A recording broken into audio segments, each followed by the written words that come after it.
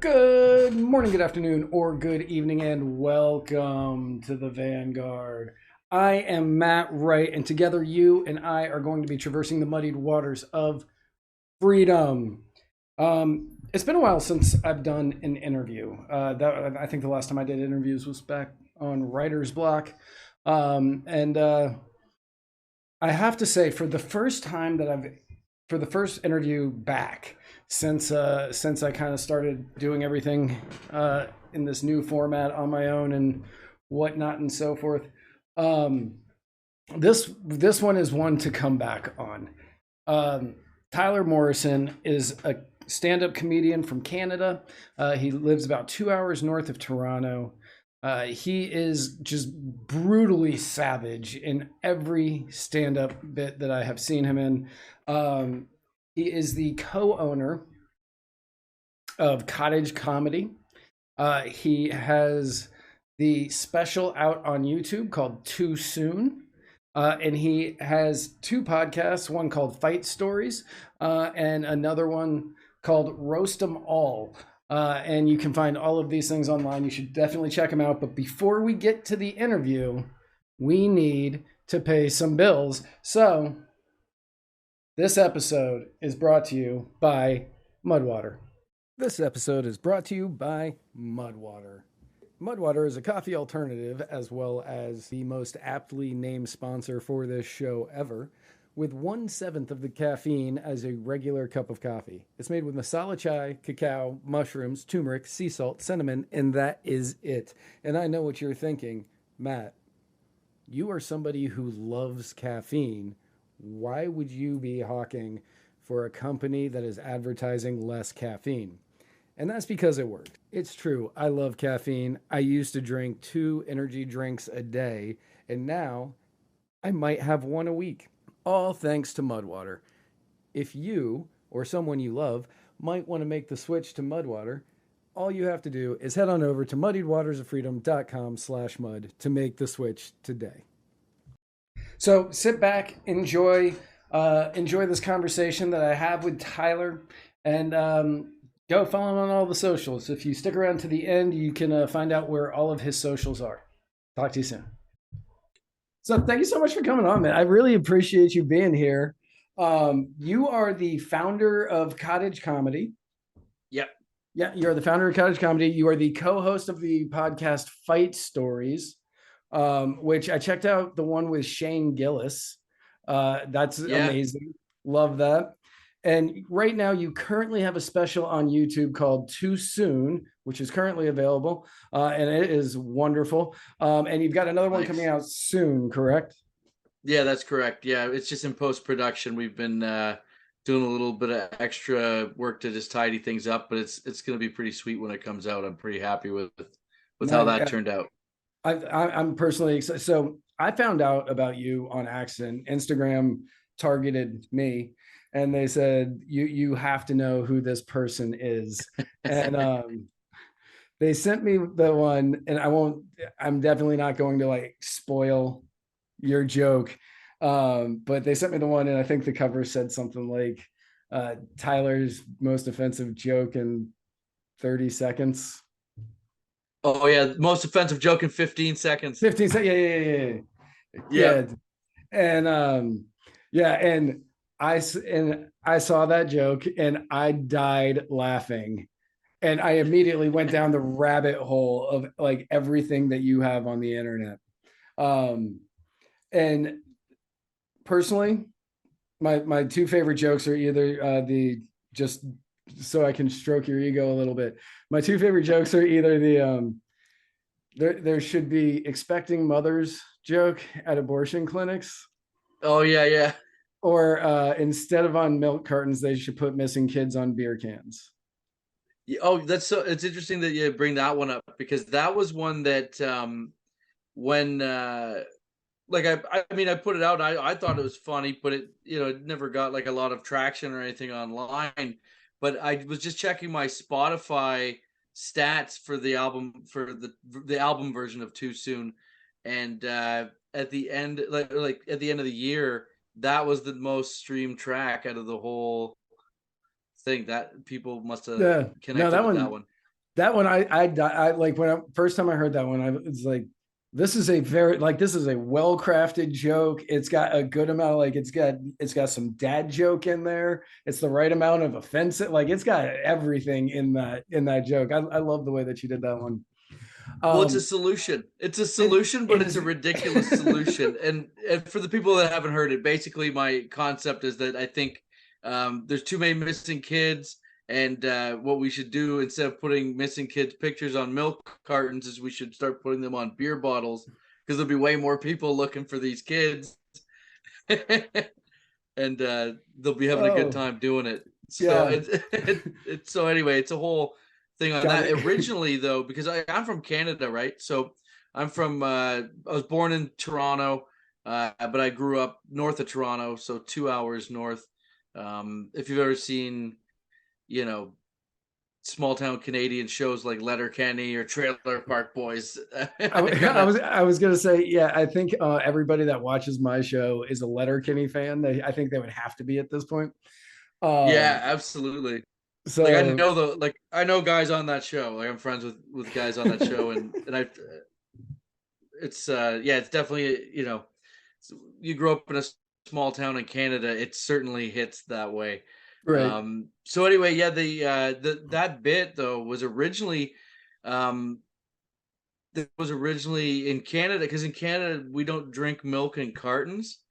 So like there's milk, it comes in bags in Canada, which is just kind of ridiculous. Like you get a bag of milk Okay. and you cut the corner of it and it goes in like a jug, and you pour it and it comes out the little milk hole.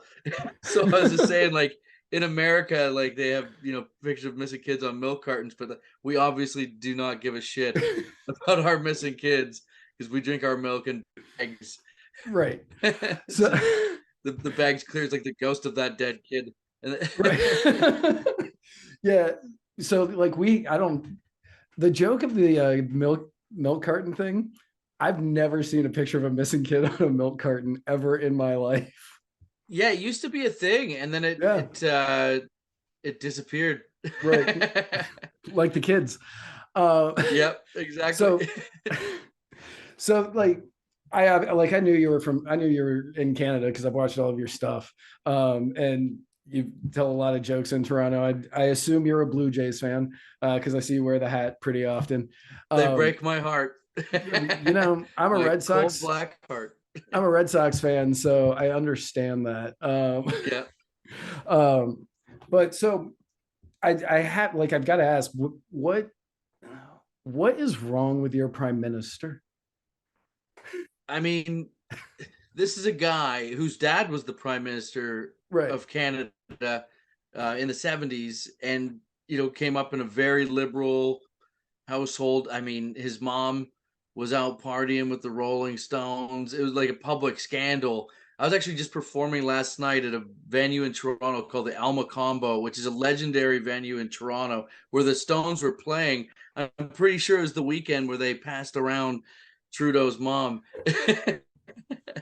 What was And that? So so was that before or after she went and visited Castro? That's a good question. I feel like it might be before, but I mean, it's pretty public. All the stuff that was going on was like it was a controversy when the Stones played in Canada, Right. and were partying with her. They busted Keith.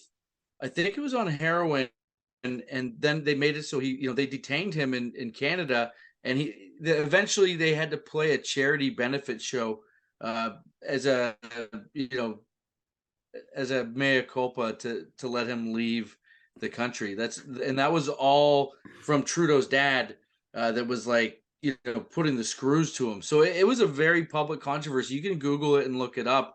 It's pretty wild. So man, so I don't like name dropping on the show very much, but I will on this one because the I saxophone name player for drop the all the time. no, I get it. The saxophone player for the Rolling Stones from like 1968 until he passed in 2014 or something like that was a man named Bobby Keys. And I Okay. was good friends with his son. Oh, cool. So I met Bobby many times, and he would brag that because Keith Richards was his best friend.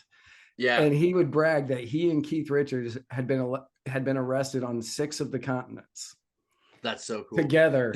And I wonder if he was arrested In in Canada. Canada. We should Yeah. look that up. I think that that would be really interesting for you, especially having Oh known no, him, to absolutely. know if he was part of Absolutely. that. Um, yeah, it's so wild to think. So he came up in this life of privilege, but he came up with, when he was growing up, his mom was very much, from my understanding, out looking to do her own thing. I don't know how close of a relationship it was early on. I think they're much closer now, but Right. I don't think he had a normal childhood. Let's just say that. That's And that's fair. you know, and a lot of white kids grow up wanting to be black, and he just acted on it. And because he comes from a place where you're allowed to be anything you want to be, and yeah, He and now we live in a time where you can be anything you want to be, and except that. he wanted to be black because it. So, and he wanted to be brown. He dabbled. He kind of went. It was a slow transition. It was like when Michael Jackson's the opposite Michael Jackson. Right. He went the opposite way with it.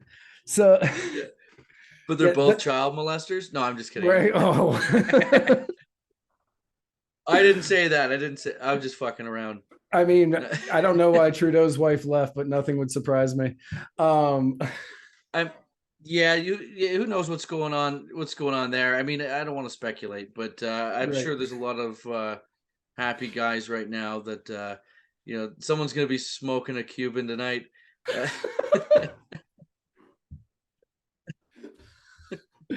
um, whew, yeah. So like with all this stuff going, like, and I to be 100% honest, watching your stand up, I have no idea where you align politically. I have zero idea where you align politically, and that's no, totally fine. Um, I don't align any. I don't align politically with anything. I just make up my own mind on issues as they come, and like I'm not right about most of the shit. oh, that's fair. No, you know, that's kind of so. That's how I look at feel. Like, look at my gambling track record. right. So yeah, But really, it's yeah. I don't play. Sorry, I don't play. Partisan politics where you got to be on this team or that team. If Justin Trudeau makes a good decision that's good for our country and it's good for me, usually it's just I give a fuck if it's good for me. I'm just right. a lot of people don't want to admit that that's why they vote one way or another. But really, if he makes a good decision that benefits me, I'm like, fuck yeah. But if he makes one that doesn't, I'm like, fuck this guy. That's just like that's how we all really are. But it's Right. so magnified in America with this two party system where it's you got to be on this team or that team, and it's just like the sport politics is treated like sports, and you got to pick a team, but it's played out like theater, and it's really Right. dramatic down there. And It up is here, very it's dramatic. gotten more like we're very influenced by the American media, and I think there is like this thing that Canadians have where they shit on Americans, but they secretly would love to be at least um, have some of what America has. There's I mean I think America's a great country. It's just lost its way, and it's very magnified now because of there's a camera on every street corner, on every cop's vest, on every dash cam, and everyone's watching it online. We're just seeing the most fucked up shit is just in Right. slow So motion. like so to that point, like I don't know if America has lost its way or America has always been this way, but now we actually have an opportunity to see it because there is a camera in everybody's hand And that's filming it. everything. So we Yeah, and might that's be the the same thing. country we've always been, but we don't Could have be. the image that it's There's so that's many out more there. people. The population is so much bigger in America than it is in Canada too. So you're seeing, we have some of the similar problems, but it's not as amplified because there's fewer people, right? Now, the gun thing obviously is a little wild down there, and America really is the only country with that type of gun problem that is, you know, that's that flagrant. Um, like we don't have that type of mass shooting situation here yet. Right. Well, It's yeah. the culture doesn't revolve around guns, only in certain neighborhoods. Right. um yeah, and like I I'm a person who believes that I should be able to own whatever weapon I want to own. Like there should be zero limitations. That's just who I am. And I also know that I would never use those weapons against anybody else in any way other than defensively. But uh, if somebody, like, I don't feel that if my next door neighbor here doesn't think that he should own any weapons, I think that's on him. If you don't want to own any, that's on you. And if you're like, hey, can I have your help protecting? I'd absolutely help him. Yeah, But like I grew up in a family, was like a hunting family. We're blue collar, there were winters where it was lean, like, hunting meat fed the family for the winter. So like I grew up around that. I respect utilizing guns for what they really should be intended for, and not violence or hurting people. But at the same end, bad people are always going to get guns.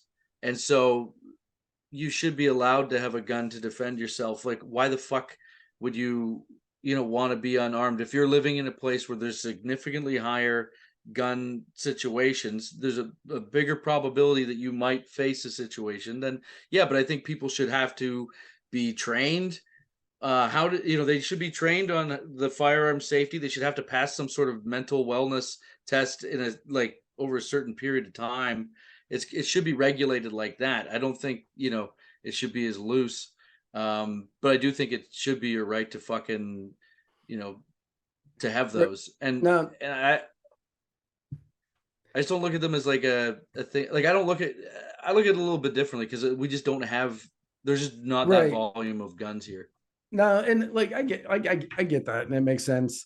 And like my only issue, like, I don't think that we should have to, like, I think everybody should train on whatever weapon that they have. I don't think, but I don't think that there is a way that you can like enforce that properly. But also, like, I don't think that there should be a test, a mental faculty test that you should take in Should order be allowed to to get fucking wild with them. so but so my issue, like, with like a mental faculty test to own a weapon is, what if the person just doesn't like you that's taking the test? Or what if the person, especially being in the polarized political nature that we are, they're Yeah, like, okay, are you a Republican? And the person's like, well, yeah, that's why I want to buy these 14 guns. And they're like, oh, yeah. well, I don't think Republicans are mentally capable of owning guns. And then they just don't What if allow what you, if it's an AI thing? What if what or that. what if it's an AI thing that solves it? I don't know, man. Like Right. I And I think it's a wild situation that you guys have down there, that these things keep happening, and it's scary to think. But but I mean, you did come up that we are finding our own solution for figuring out how to solve the gun issue here, and that's, we keep making obese children, and oh eventually yeah, their fingers won't fit through the oh trigger hole. yeah. Uh, but I laughed very hard when I heard that. But so, like, obviously, like, we obviously have massive differences in, depending on where you live. Where I live, I'm in Florida. I can own basically whatever I want as far as weapons. Uh, oh Um, yeah, my brother yeah. lives in Florida. He's Oh down yeah. there. Nice. And you guys, I understand. I know that Trudeau recently passed. You can't have any pistols unless you've already been grandfathered in, and there's like some hunting, like, ways that you can get around some of the issues. But one of the big ones that I've seen, and I don't know how this has affected you, but Mike Ward, he's a massive Canadian comedian.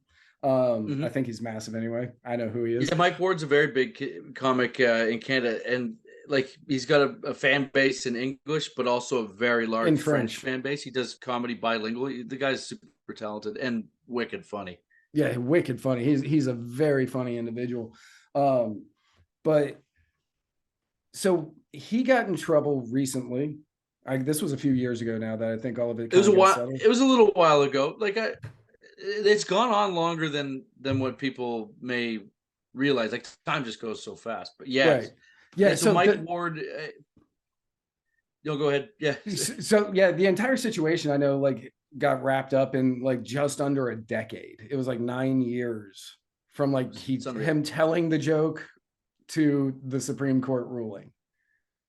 Yes. So for people that aren't aware of the Mike Ward situation, so in Quebec, Mike Ward, um, I think it would have been Montreal probably, but he did a joke about a kid named Le Petit Jeremy, the little Jeremy, I guess, or I was I whatever was wondering why like it the always fuck had his name is. it always said Le Petite in front of his name, and I was Yeah, like, is that some French thing like Little Mister? Like it I don't. is. Okay, Petite means little, right? So right, le is the.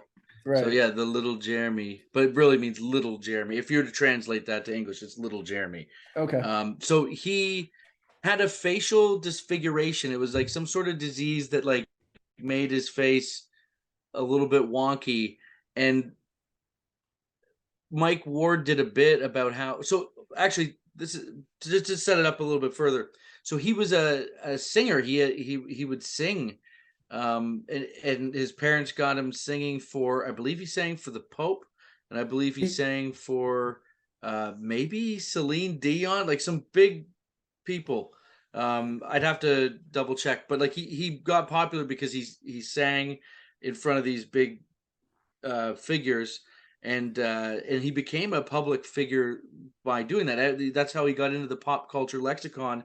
That's why Mike Ward would even be bringing his name up, and everyone would understand in the audience who he's talking about in that region, in that city, and so and in the province of Quebec, obviously. So he was pretty popular, and so Ward did a joke about how he donated money to Le Petit Jeremy's cause, and then the kid's still alive, and like he's like, I feel ripped off. Like, turns out the right. kid is just ugly.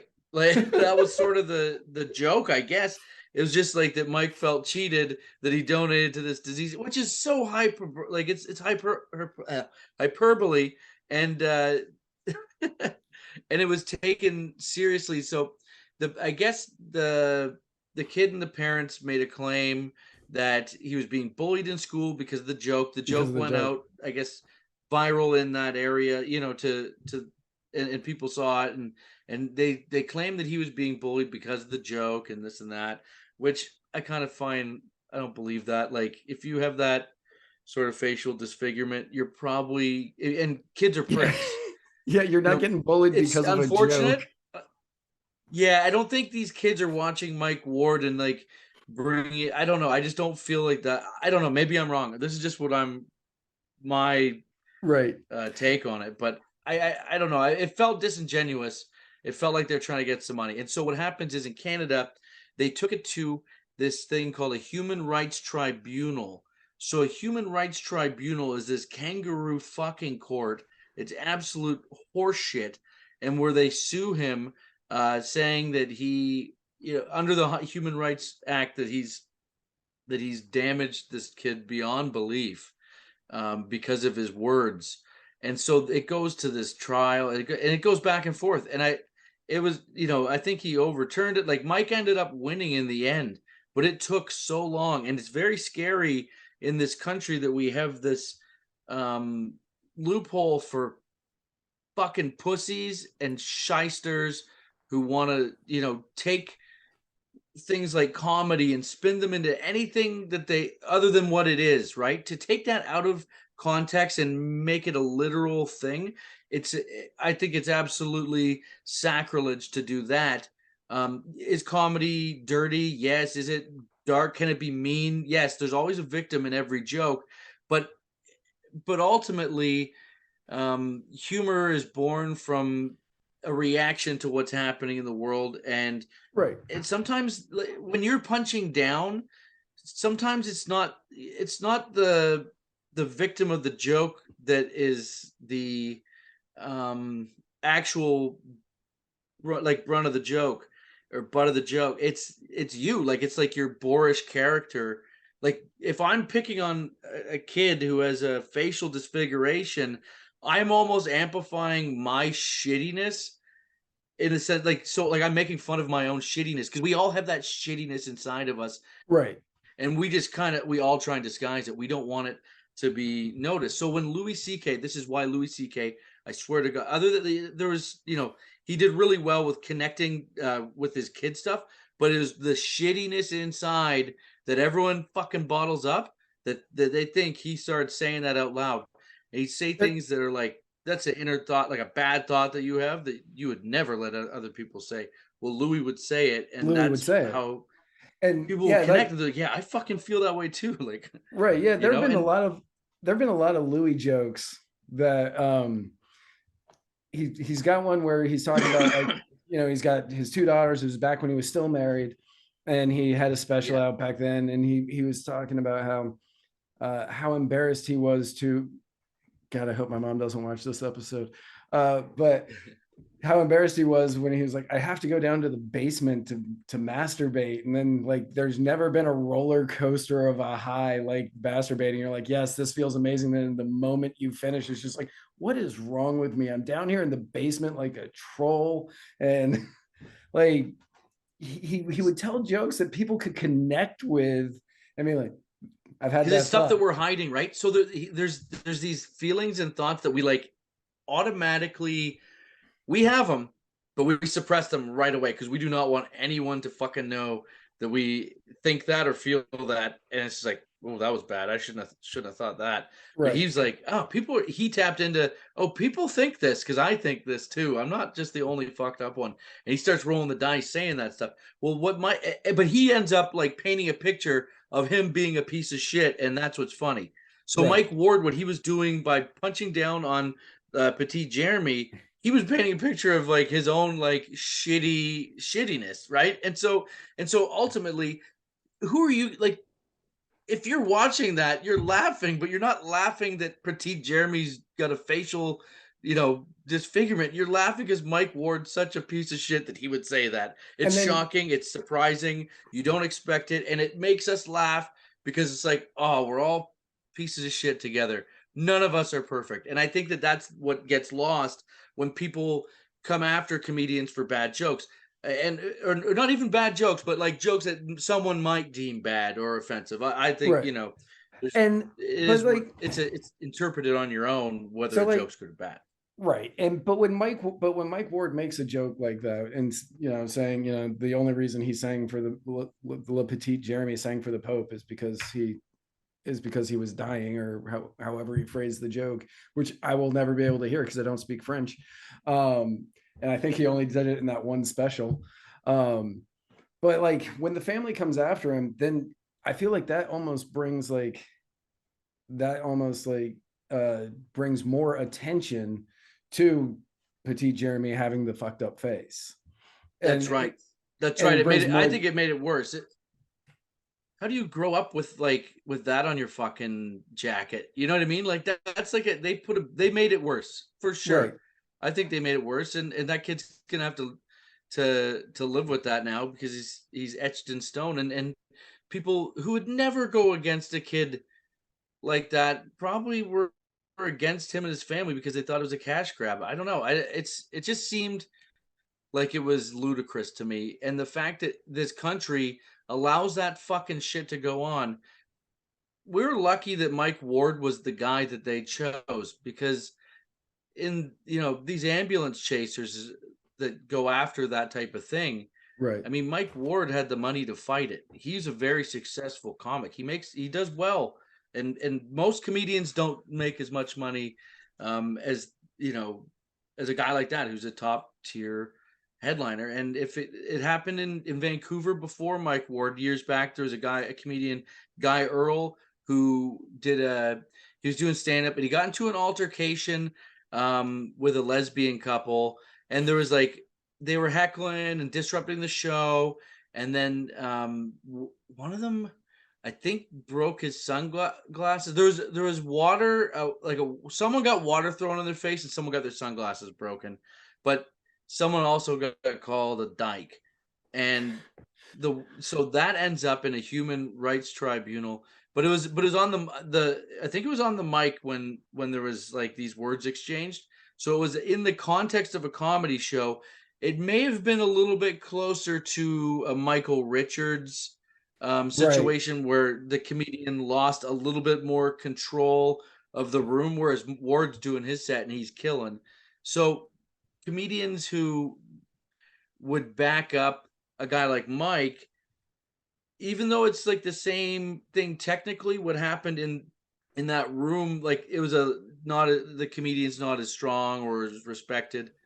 Um, those type of things play a factor in the court of public opinion with the comedians who, so there's comedians who like didn't side with Guy Earl because they're like, oh, he's not even a good comedian. Well, that's not the point of this. The point is that like anyone can fucking do this to us, and it's not good. Guy Earl lost his livelihood, and he couldn't like he I think he couldn't get a job, a regular job for a long time. It was really tough on him and his Right. family, and he didn't have the means to fight it the way that Mike did. So this could happen to anyone, and it's not really a good situation. Ward winning his case is a very good thing That's a good for thing. Yeah, no, Canadian absolutely. comedy and free speech because it sets a precedent in a good way. But yeah, this has happened before, and I hope to God it never happens again because it's not right. And we should treat Canada doesn't the country, like the government doesn't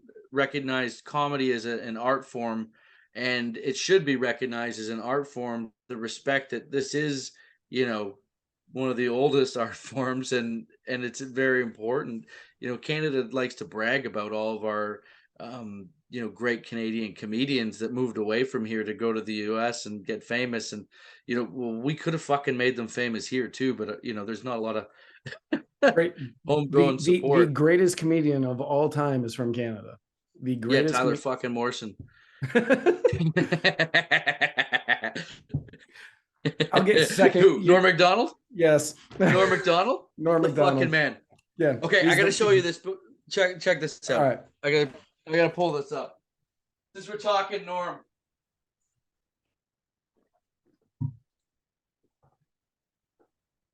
So I got this.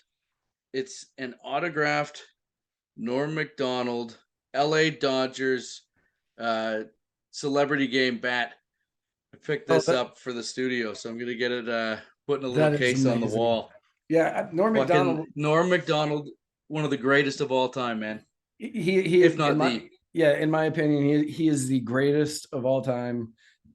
I like I love Carlin. I love Pryor. I love Carlin. But Norm Macdonald will always be the greatest because he was the one that got me into watching stand up. When I was watching like Comedy Central as a kid, I saw a joke by Norm Oh, cool. Macdonald and I said, that was the funniest thing I've ever heard in my life. The one thing that you don't hear, I don't know. I've heard, I've had conversations with friends. Like a lot of us love Norm.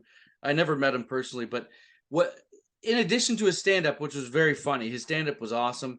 Um, but like he maybe wasn't my favorite stand up, but overall he was great at everything. So he Yeah. was a great stand up comedian, and you could argue that he was in that top 5 all time, top 10 all time, whatever. Like that's interchangeable for anyone's personal taste, but Right. there's no denying he's in that conversation. Saturday Night Live, one of the best weekend update guys, the best. I think The best weekend he was the update. best. Dennis Miller was really good, but Norm, Dennis Miller's my number two. yeah, me too. Norm and Dennis Miller, and so he's the best weekend update guy. He's the best talk show panelist. I mean, him and Anytime Rodney, he like yeah, anytime he was on Conan, lights out. The way that he would he's in make that. He's in yeah, that conversation. yeah. The way that he would And make then look at the movie. Letterman. Yeah. Oh The yeah. way he made And Letterman laugh. dirty work. Dirty Work is an underrated classic. It's a So many masterpiece. it is a It's a masterpiece. comic masterpiece, and it's so low budget, and It's it's so funny that it just shows that you don't need this crazy huge budget to no. make a great, And like just hilarious. I think Artie Lang is like the only person from that movie still alive. which is crazy. Like that he's the one. That he's the one. Yeah, Bob Saget not there anymore because he directed because Bob Saget directed it. Norm Macdonald passed away, as we all know, from cancer. Chris Farley passed away a while ago from being Chris Farley, also Canadian. There's a couple people still alive from that. Like Rickles did pass away. He was in it. Yeah. Who was the dad? Jack Warden. Yeah, Jack Warden. He's from the grandpa from Problem Child, Big Ben. Yeah. Hilarious. Yeah. He I think he's passed away too. Laurie Metcalf wasn't in that. She was in Beer League. Sorry. It was Christopher McDonald still alive. That's right. Yeah, Chris McDonald, played the bad guy. Yeah, yeah, he's awesome. God, that movie's so good. I watched that movie not long ago. Sandler made a cameo. He was the devil in that. Right. It's just such a great movie, man. Everything about that movie. But yeah, so he did everything he did. He at least did one thing just like great. You know what I mean? Right. And even his TV shows. They're good. Yeah, they're good. And the podcast, we're forgetting his podcast is one of the best of all time. It is. It's so great. Who's his partner's name on the podcast? I always forget that guy's name. Oh yeah. The guy Adam Egret. Yeah, Adam Egret. Yeah. When Adam Egret, I almost as a joke today was going to start this off with. So I've always wondered, where do you get your ideas? Because he would ask that question to every famous person. I was like, I'm certain I don't know how big of a Norm Macdonald Tyler is. I'm not gonna. I might not have picked that up, but I have watched a lot of the podcasts. Adam would ask that question to everybody, and then they would be like, what kind of stupid question is that? So you could just continually do it, and it was hilarious. So, but going back to like the free speech thing, like, and it is awesome that Mike did win his award or win his case, and you were featured on a I'm going to try to say this correctly, CTV W5 investigation. Is that the name? That's right. Yeah. Okay. And the way that I watched it, it kind of looks like it was like a Dateline 2020 or something. It's like that. It's usually cool. They do this investigative journalism on a lot of topics, and so when they asked me to be on it, I was like, "Oh, is this a sting? Right? Are they going to set me up?" And I had no idea, and I'm not afraid of that. Like I'm like, okay, whatever. If I stand by what I say out there, and if I say something wrong, and I know I'm wrong, I don't have a problem apologizing for being a fucking idiot. But if I'm trying to be funny, I'm not going to apologize. So. But I'll say this. Nor should you. I didn't know what to expect. They came into my home and interviewed me and, with my kids. And I gave them full access, got it set up so they could come down and record at the comedy club when I was headlining. And, they can rip jokes out of context and do whatever they want. So I gave them a lot of access to my world and put trust in them to do right by me. And I think that they absolutely did. And they were pretty fair. And it's kind of hard when, myself and Russell Peters, who's also featured, and Mark Breslin, who's the founder of the biggest comedy club chain in Canada, Yuck Yucks. We're all on the same side here, like with how we feel about comedy. It should be no holds barred. And that's the space. This is the one space where you should be allowed to say fucked up things. And that's why we go there. And what the owner of the comedy club, Breslin? Yeah. I appreciate what he said. He goes, anybody that comes in here, I'm never going to censor what they say. But I do believe that if the comedian says something that offends the audience, it is the audience's duty to walk out. And I went, I agree with that 100%. Like if I'm at a show and somebody says something that offends me so badly, I'm not going to like make a stink about it. I'm not going to be like, fuck you, man. Give me my money. Like, no, I paid for a show. You can't change the channel. Right. Just leave. So I'm going to leave. I feel the same way on Twitter, on Facebook, on Instagram. If I see something I don't like, I don't have to fight with the people who are doing it. I literally just scroll and it's gone. And I don't ever think about it again. So I don't Yeah. understand why people would think, oh no, now I need to change what this person is saying as a comedian. But so with people like with what happened with Mike Ward, have you toned like you've had to tone down, I'm assuming, what you say? No? No. Fuck So that. good for I will you. God, never tone down what I say. Like, I mean, you saw my special, right? That was right. after the Mike Ward shit. Like, that was during the Mike Ward shit was still going on, I think. So, like, too soon when I shot that. That was at Yuck Yucks Comedy Club too. That was at Mark's.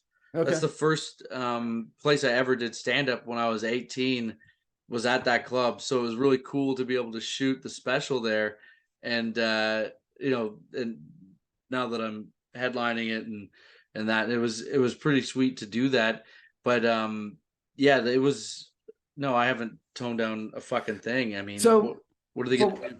no, I mean that's fair. So, but like the way that you kind of framed it in the CTV interview or the W5, I'm not sure. CTV is Yeah, part of Canadian W5. Yeah, TV. CTV is CTV the network. okay.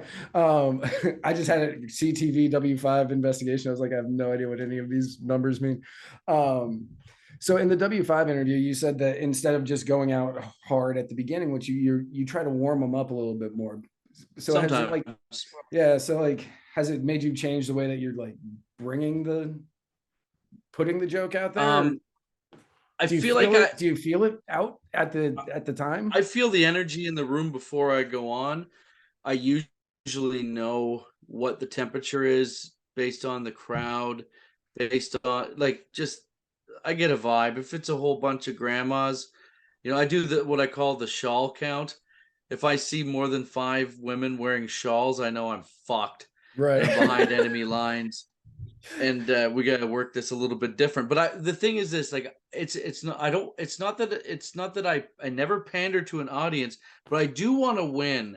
I do want to kill as hard as I can for Right. every crowd that I'm in, and I understand that I'm not a famous comedian. I'm not necessarily a household name Yeah. Give yet. that Hopefully time. one day, but yes, but so a lot of people when they come to a comedy club, they don't know what to expect. They don't know who they're going to see. A lot of people are morons and don't, go on YouTube and at least check out who's headlining.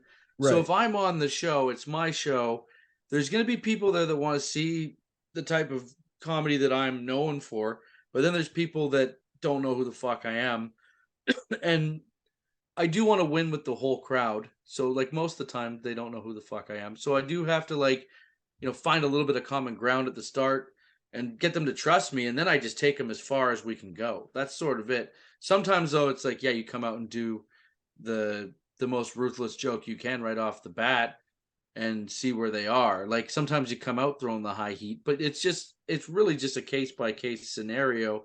If it's billed as like a dark and dirty show and properly advertised, I have no problem coming in and just getting out the machete. Yeah. Or if I don't like the fucking crowd, if they've been a bunch of little dipshits to the other comedians on the show, like we're going for fucking blood right out of the gate. Like that's just, but yeah, it is a case by case. I mean, I want to make fans. Walking people out the door it happens. Like when I shot Too Soon, that was a little different because that was my special that I was taping. So I'm not just doing it for the audience in the room. I'm doing it for a global audience now. Right. So I have to do what I want to put out to the world, not just this one room. And if they don't fucking like it, too bad for them in the room because this is going out everywhere. And as I've seen from the response that Too Soon's got, I made the right call. But it was kind of crazy recording that because I had done all that material on the road, or most of it. Like a lot of it, some of it, I when I do a special, I do some stuff for the first time ever. So it's just like first time hitting the stage, fresh. So it feels a little bit like more wild to do. It just there's a little bit of an extra edge that you play with when you do that. But when I was doing the other stuff on the road, working it out and stuff, I was able to use my A game that I've built over the years to kind of cushion that material. And then Right. when it came the week of the show, I did that material that was on Too Soon all together for the first time ever with none of the old stuff propping up any of that shit. And so the first night, like Wednesday night at Yuck Yucks, was an absolute bloodbath. Thursday night, absolute bloodbath. Like it's causing some real reactions with the crowd. Like people are getting upset. Friday night, murdered.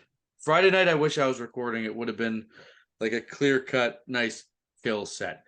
Saturday is usually you get 2 shows to record, so that's when you Right. want to record because you get 2 cracks at it, and it doesn't, cost you. It's on a shoestring. So we go, okay, Saturday's the night to record. Obviously, well, we get this fucking crowd, or there's a bunch of stiffs in that crowd, and they're getting upset at the material, and they're vocalizing it. You can hear people getting You upset can during hear the it. fucking recording. I walked over 25 people at the show, like they're leaving. They're heading for the exits, trying to get their money back. Like the dude in the wheelchair, they had to carry a guy in a wheelchair out. Oh This is in a shit! basement. So the dude in Yeah, the the wheel, wheelchair guy. he left. Oh yeah, he was mad. He was upset, and so there's like a whole bunch of shit going on. And then my fans that were there to see me are getting into it with the fans that are getting upset, or the people that hate me. And then my fans are getting kicked out because they're too drunk. At one moment, there was this guy that should have got kicked out. We didn't put it in the special because it really was an exchange that kind of went nowhere. It just didn't like fit. It was like absolutely the wheels were coming off the show, and he interrupted a bit that I really wanted on the special. So we took the bit from the Late Show, and we didn't use a lot from the Late Show. We used mostly show 1, where all Okay. the crazy shit was going on.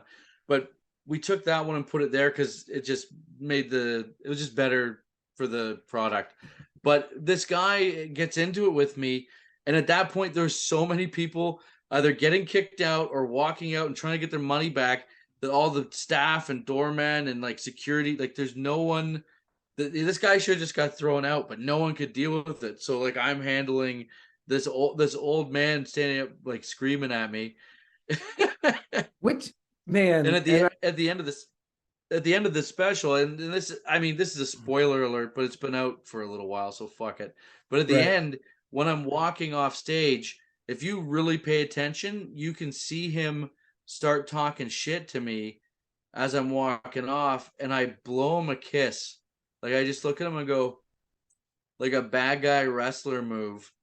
And in my head, I go, "Oh, this is gonna ignite this old fuck. This is gonna ruin his night." Like, because he hates me so much. So I just blow him a kiss and keep walking off the stage. I go right up to the green room. Like you're not gonna even like get to me, like a true villain. And I knew that I was gonna fuck with him. But when I did that, I didn't see it. But my camera guy, he caught it when he was editing the special. He goes, "Oh my god, when you blew that guy the kiss at the end, the old man, he flips you off." Yeah. And I so he's was like, like "You gotta check this out." he gave So you the at like finger. I blow him the kiss, and you just see him just give me the finger. So I go zoom in on that slow motion, and on a freeze frame of him with the middle finger up. That's how we're ending the special. And That's it yeah, turned no, like it's it's one of perfect. the for me, it's the most punk rock fucking comedy Right. moment that I could have had on that special. And it was really funny, and it really captured the feeling of the night and the and the act. So that old man wanted to fight me after the show, and like That's he's over trying to some get to me. I jokes wasn't around. and nothing. So nothing in that special. I'm not going to spoil it for anybody because I loved it. I thought it I'd was pump great. an old man too. I'd fuck him up. Nothing in that special. I could see why that would have upset like that. Like, and I suffer from something that a lot of people don't suffer from anymore. But like, it's hard to offend me. It's Down almost syndrome. hot. I'm not Shane Gillis, um, but I like I don't get offended by much. Like it is hard to offend me. And if I'm at a show and somebody's saying something like it's not going to offend me, I may not find it funny, but I'm not going to find it offensive. And I'm definitely not going to want to like punch the comedian or fight the comedian. Like I've seen Yeah. terrible Well, this comedians. old guy, his situation was a little bit different in the sense that he Was didn't he speak English very well. okay? He was English as a second language. He's an older gentleman. He would have been in his like I'd say he was probably like 73, 74. Like, he was an older Was guy. French his first language? No, I don't think it was French. I don't know. I don't, maybe Greek. Whatever it was, is he was. I think he felt that he needed to be protective of the women that were with them, and they're hearing all this filth. And really, he doesn't understand any of the shit that I'm saying, except for the swear words, except for the Right. cuss words. And so he's just hearing me say "fuck" a whole bunch of times, and I can't believe this. So, like, in our exchange, I'm like, buddy, you don't even speak English. In what language would this even be funny to you? But so he was the one that was taking the most offense, and that made the crowd fucking tense up because they're getting a Right, little. because anytime that the comedian's about to fight an old guy, the crowd's gonna get that. They're gonna feel Buddy, that. if I could have legally got away with football kicking him in the fucking head while I was on stage, I would have, man. Because all I'm thinking, I'm paying for this fucking special to happen, and all this shit's going on around me, and this guy's fucking up my money. That's all I'm thinking the whole time. This guy's fucking up my money. He's gonna cost me however many grand that I fucking dumped into it, and just zero respect for the craft, for a craftsman. Right. So you do a lot of you do a ton of the roasts. Like you do a lot of roasts, Yep. and you do the I guess they're the rap battles of stand-up comics, comic, I don't know what y'all call them. Yeah, roast battle. Roast Yeah, I've battles, been okay. on the roast battle Canada. So roast battle started at the Comedy Store in LA, but then they franchised it around I guess around the US, and they're doing it in Canada, but there's a TV version of it in Canada, Okay. on our version of Comedy Central, which is the CTV Comedy Network, or Comedy Channel it's called now. So yeah, that's a thing that I got So brought into, which is fun. so when you were like trying to decide, what you want to do with your life, was it like you were really good at making fun of your friends, and then you were like, okay, I'm just going to go up on stage and insult the audience, and then like, Yeah, I always okay. wanted to be a comedian. I always wanted to be a writer, actually, comedy writer. Okay. From when I was like a kid, when I was in third grade, my teacher started realizing that I had a fucked up sense of humor, and like that's coming home on the report cards. And my parents were pretty well aware of it, but it I'm was starting to certain. get. But then I also had like a writing ability, and like I was writing novels by the time I was like I could write it, like handwrite, and this is way more advanced than these other kids, and so that they knew I had like this writing gift. And my internet connection is a little fucked up here, so Yeah, I kind if of you lost lose you me, for a sec. Yeah, I lost you for a second, but am I yeah, back? yeah, you're back. Okay. So yeah, they noticed I had a writing ability. So at one point, like I started really getting into comedy, and it was after I heard Adam Sandler, "What the Hell Happened to Me," and they're all gonna laugh at you. Those They're all comedy gonna laugh at albums, you. like they're They're all gonna so laugh at fucking you. great, man. Yeah, We'd listen to these, and we'd be laughing so hard, and just when we were in like seventh grade, just yeah. little bastards laughing at the most horrible shit. And it really fucking got me. Like I started doing my own sketches, and I love David Letterman, so I'd write my own top 10 lists I did about that as anything. I well. just create them, and I figured out the structure because I was a good writer, and I figured out like the beats of how to write a top 10 list. And I wrote like hundreds of these, and I'd fucking tell them to my friends, and they'd be laughing. And then I started writing like insult jokes and shit about people. And I was getting in a lot of scraps when I was around like, yeah, like 12, 13. I got into like 1 year, or yeah, in about a year I got about 20 fist fights. And then I'm like, it's gonna be a lot easier if I can shut these fuckers down with jokes, because I wasn't a big guy. I was doing all right, but I'm like, I don't want to fucking have to fight every Right. one of these guys.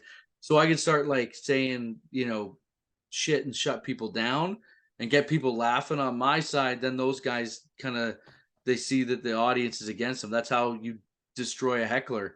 Is the heckler, calls out, you make the whole crowd laugh. They feel very small and alone in that situation. So I was doing that when I was in like grade 7, grade 8, just around, and then I got really good at figuring out how to psychologically take someone apart. That's where it is. When I do a roast, like I know the nerve to hit. I find the weak spot instantly, and I'll find whatever's the thing that comic is insecure about, and I will expose the nerve. And if I want to, like if I really want to fuck them up, I will. And it Yeah, usually happens. you had one of the roast battles that I saw. One of the roast battles. I mean, I've seen a couple of them now, but one of them I saw. Oh God, I can't remember the girl's name, but it makes the joke. But you said, Crystal? "Yep, yep." Yeah, Crystal Ferrier. She's a hilarious comic in Canada. I love Crystal. Yeah, and you said Crystal is the only champagne that her boyfriend can afford, but or something. Like I don't remember how you phrased it, but it was fitting that her fantastically name's crafted. Crystal, because Crystal's the only thing her husband. What's that? It was fantastically crafted. Yeah, Crystal's the only thing her husband could afford to pop at the club for under $100. That's it. Yep. And I was just like, that is wonderful. But no, I've seriously become a huge fan of you. It's great to get the view. It's great to get the viewpoint of somebody who's actually in Canada, because I don't know Mike Ward, so I can't just like message him. This is the first time you and I are talking in person, but like we at least we're having a dialogue. Yeah. But it's good to get the viewpoint of somebody in Canada on what that's like and how it is. And it's good to hear that you're going the route of, I'm not changing anything. And no, I'm not going to apologize. Now, I'm going to preface what I'm about to say with, I don't like this comedian. I don't find him funny. He's Dane Cook 2.0 in my opinion. But Matt Rife, don't like him at all. But he made some joke. I don't even know what the joke was. And people found it offensive. And they were calling for him. Oh, yeah, the wife being joke. Was it? I don't even know what the joke was. I only know the what joke his was about. To it was. Okay, yeah. So the joke was about how they went to a diner and the girl serving them, or the hostess, I think is the hostess, had a black eye, and it clearly, like where that came from, type thing. And right, and she was married to a cop. The joke was you really want to have that as the face of your operation, at least put her back in the kitchen. But then obviously if she's got a black eye, she doesn't know how to cook, right? And so that was like, I thought it was a fucking, like, the way, and I'm just paraphrasing his bit. I thought he nailed it. Like I'm not a huge Rife fan, but I haven't done a deep dive on him. Yeah. I don't hate the guy. He's doing his thing. He's working hard just like anyone else. And he reminds me very much of Bachelorette parties. He reminds me of Dan Cook. If he's sucking the Bachelorette parties out of the comedy club so we don't have to deal with him, that guy's the fucking Pied Piper, and we should all fucking carry him out on our shoulders. Because who wants that fucking audience, man? Right. Like, it's a nightmare. He's taking every single, and he knows it. It's not that. I mean, he kind of courted it, but I think he got what he asked for in a much larger way. And this is part of what he's doing. Is he's even said, like, he's trying to find the real comedy fans now, and he's sort of weeding out the people that are just there for the novelty. And so a joke like that and a response like that's going to weed out the phony fans, and the ride or dies are going to hang. And his response, where people, where he said, "This is my apology video," and it was a link to like the special ed helmet. I was like, man, I was like, that is the best joke he has ever made, and it made me respect him a lot more. It's a double down, and the guy's a real comic, and I got nothing but respect for a guy that's doing his thing. And there's room for everyone in comedy, and I think that's what a lot of people forget. I mean, Hannah Gadsby, not for me, but Hannah Gadsby has a fucking huge fan base and got a huge platform and was allowed to reach an audience that, if this was the 80s, that never would have happened. That's true. So, and not that it's my cup of tea, but there's room for everyone. And who are the big boys now? Who are the guys that are selling out arenas?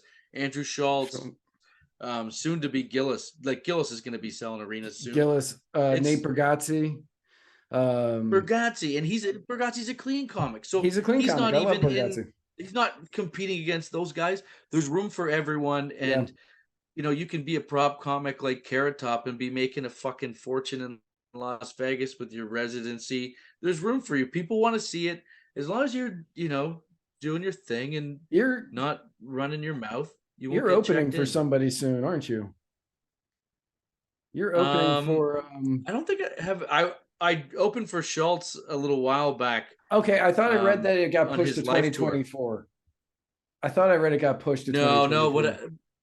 What my Ottawa dates got pushed. My Ottawa Yuck Yucks Comedy Club dates. I was headlining there, but Okay. because I was opening for Schultz on the life tour, I just swapped out with Tom Gotcha. Green Okay. came in and filled in for me in Ottawa.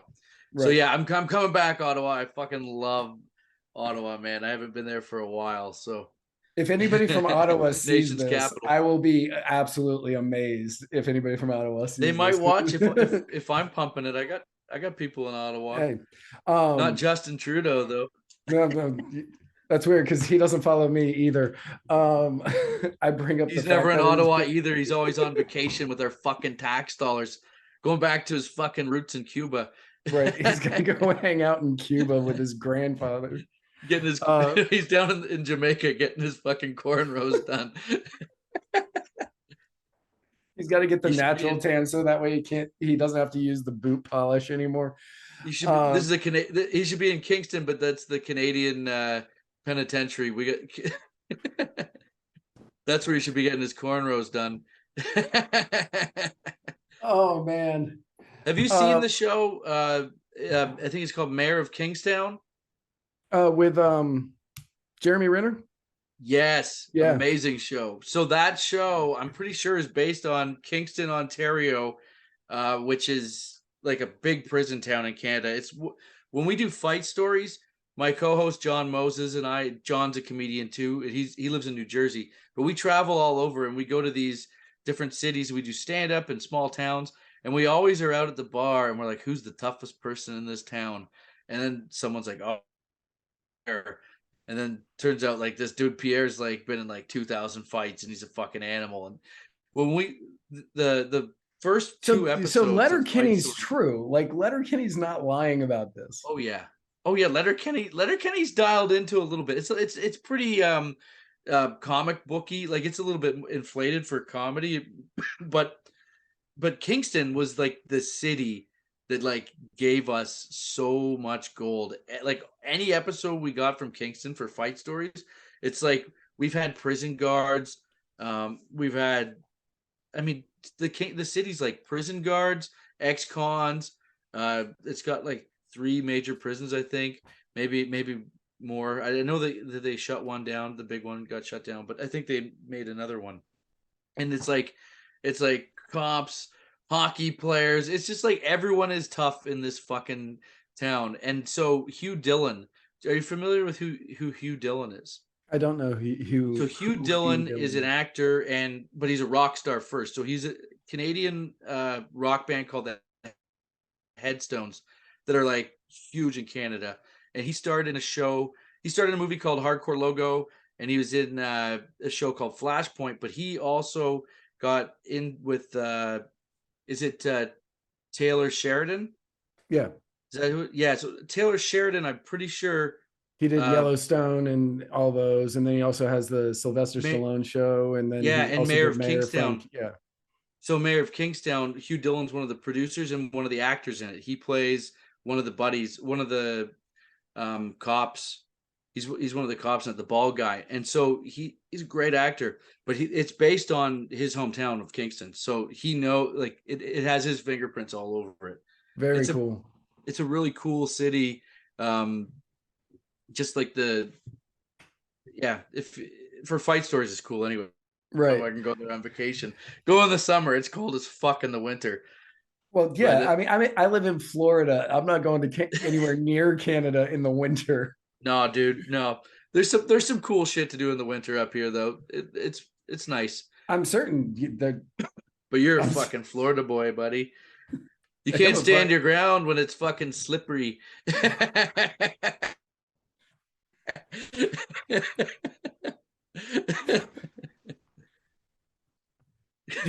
So you want to? All right. So this is fucked up, but the famous stand your ground guy George Zimmerman. Lopez? No, George Zimmerman, the guy that down here in Florida. He didn't grow up in Florida. Neither did I. I didn't grow up in Little Florida gay either. guy, right? No, no. Oh, little gay George Zimmerman. Yeah, Yeah, I know little gay George Zimmerman. yeah. Little gay George Zimmerman. Um, but he's the guy that shot Trayvon Martin, I and know. yeah, okay. I was like, I'm assuming you know this. You don't. We don't live in the. Even though you have That's the for the American, listeners. right? For the listeners in America who don't know who George Zimmerman is, he and I went to the same high school Oh no shit. in a different state, and he was 3 years behind me, I think, and I knew his One of you older brother. shot for the stars. Right. I knew his older brother, and I was like, man, that's got to be a real rough time for him now. Cause Oh yeah. Oh yeah. yeah, uh, Man. yeah. So yeah, that's my Was it connection to George Zimmerman. I went to his high didn't he school. get he got in trouble for like hitting his girlfriend with a wine bottle? Yeah, I think so.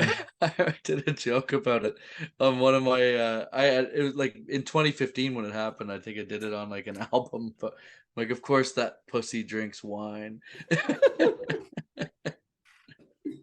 Fucking guy. Oh, so I've got a buddy. His name's Joe. He loves stand-up comedy, and he has been sending me stand-up comedians for years. Just watch this clip, watch this clip, and most of the time I ignore him, but because he sends me so many, I can't keep up. Um, but so I was sitting with him, and he went through your entire library with me the night that I discovered you because I was sitting next to him. Oh And shit. he was like, "Oh my god, like we've got a Schultz, we've got an Andrew Schultz out there, and we've got a Nate Bargatze, and now we have somebody out there who's just like a great like in your face comic that will just doesn't care what he said." And he was so excited about you. Oh, that's cool. Yeah, he was so excited. He's like, because you've got Schultz who does like the crowd work, and he's like, he's kind of more jovial and stuff. And then you got Brigazzi who's just clean and he does everything clean. It's great to have somebody who's just in your face and like he does not seem like he gives a fuck. And I was like, man, I can't wait to see what else this guy does. And I honestly I can't wait to see what else you do. I've been looking forward to your new special as soon as it's done with post production ever since we got connected initially. Yeah, And man. I look forward to everything you got going on. I can't wait to see everything that you get. Anytime you roasted, I'm blanking on the wrestler's name, the blonde. Woo, Oh, Ric Flair. Ric Yeah, Flair. I was gonna say Randy Savage. I was like, that's definitely not Randy Savage. yeah. Like, I look forward to seeing your roasts. I think that you are immensely talented. Oh, thanks. Yeah, the Flair roast. If people want to check it out, like it's on Fight TV. It Oh was no shit! Is that broadcast where on yeah Fight TV. It was Triller. It was a pay-per-view that Triller put on. We shot down in Nashville with the guys Starcast. Um, and it was really fun, man, just to be part of that. I mean, I'm a huge wrestling fan, and especially the old school wrestling. I right? haven't really watched a lot of newer wrestling, but like I grew up on all that shit right up through the Attitude Era, and getting to be around that circus and hanging out with Flair and Kid Is Rock, the partying with Flair and Kid Rock and like all these dudes. Like this is fucking is amazing. the Attitude Era like early in Taylor Swift's career? Oh yeah, yeah. Is that what she is? Is that one of her eras? I have no idea. I just know she has the Eras Oh yeah, tour. the Eras tour. Yeah, Yeah. yeah. Oh man, Yeah, I it's have no clue. I don't listen to Taylor Swift. oh buddy, I'm taking my kid. I got the Are you? tickets. I got the Man. tickets. I through strictly through sports gambling. Like cuz they sold out in Toronto so fast you couldn't get like a regular price ticket. I went through the app uh, um I went through like the ticket resale app. I think it's called StubHub or some shit. StubHub, And I'm yeah. like trying to get 4 tickets because I want to take my 2 daughters and my wife. And I get to the end of it. I see it's like $2,000. I'm like, this is insane. But I'm like, I guess I can swing it. And then I get to the end and I realize it's $2,000 per ticket. Per ticket. Like, you got to be fucking kidding me. $8 Yeah. grand, not happen. Like $8,000. Britney Spears would fuck me for that much. Today, yes, Britney Spears would. I'd ask her dad. I mean, it'd be. You've got to. I'd be good. You still need his permission. Yep. But yeah, I was like, this is insane. So I'm like, the only way I can justify spending any type of money on these tickets is if I do it strictly through the spoils of my degenerate gambling problem. And right. So I go on my gambling app. I see I got $300 left in the app, and this is in the summer. I'm like, okay, UFC's on. I'm pretty good with this shit. And it's Aljamain Sterling fighting Sean O'Malley. And I love Sean O'Malley. I kind of have a feeling that his style is going to be a problem for. He's a huge underdog. And I'm like, okay, I think he might catch him, like, because Sterling's going to be shooting, and O'Malley's deadly accurate. So I go, okay, let's throw $100 that he's going to knock out the champ. But then I got $200 left. I'm like, fuck it. If it's happening, it's happening in round 2. So I YOLO $200 on round 2 knockout. O'Malley, because he takes a while. Like, first round, he just gets his range, figures out. Right, figures the angles. Yeah. And then round 2, sure enough, he knocked out Aljamain Sterling, and it's insane. So I think I won like $3,600 just off of the 300. And like, I don't know what my wife and kids are gonna do, but I'm going to see Taylor fucking Swift, buddy.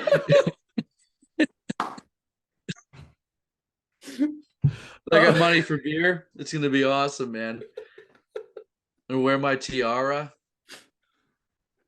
The Attitude Era is coming. I'm gonna do some DX crotch chops.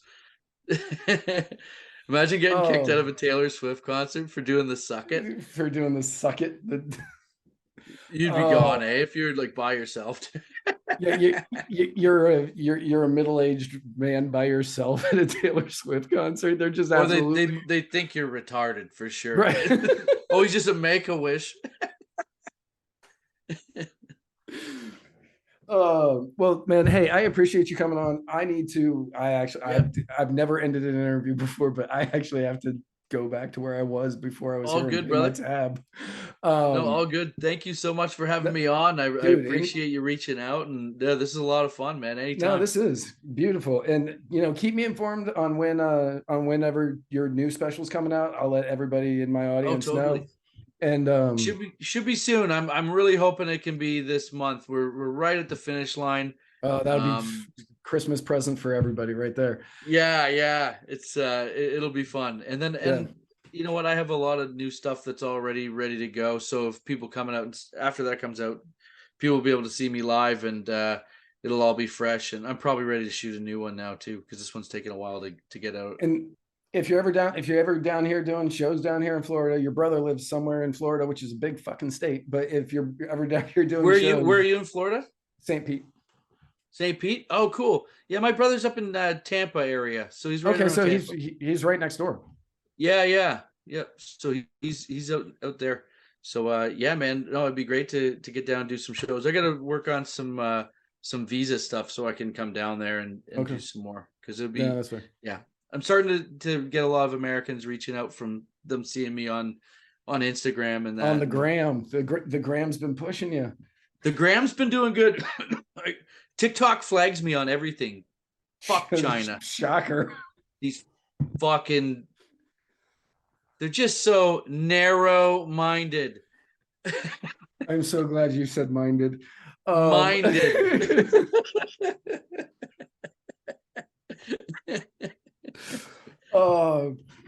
They just don't like my slant that I put on things.